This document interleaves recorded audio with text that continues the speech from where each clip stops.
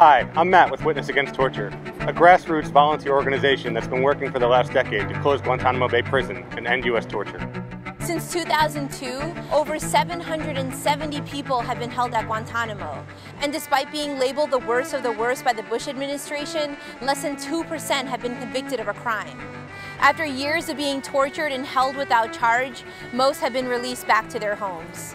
But today, over 13 years after the detention center's opening, more than 100 men remain at Guantanamo, most of whom haven't been charged with a crime. This is a terrible injustice that we all care deeply about. As Guantanamo fades in and out of the news headlines, we've passionately worked to keep the men who remain unjustly detained in the spotlight.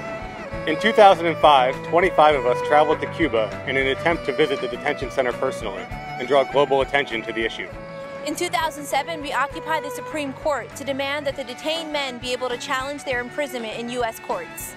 3 years ago, we held the largest anti-torture demonstration since Guantanamo's opening, with hundreds of people marching in orange jumpsuits from the White House to the Department of Justice. Last year, we infiltrated the Price of Freedom exhibit at the Smithsonian to talk for hours about the torture and unjust detention of the men at Gitmo. We started a petition that gained hundreds of thousands of signatures to close Guantanamo. Held vigils for hundreds of hours throughout Washington, D.C. We floated signs in malls. Organized worldwide fasts in solidarity with the suffering men at Guantanamo. We've held benefit concerts for torture survivors and organized public documentary screenings.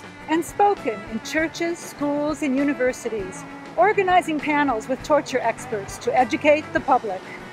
All of this has challenged our government to end its terrible policies while reminding the detained men and their families that there are Americans who care for them and are willing to fight for justice.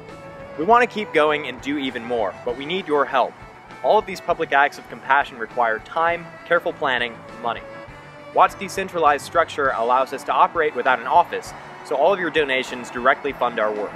Our protests, our website, photography, videos, social media campaigns, and the legal fees for our nonviolent direct actions.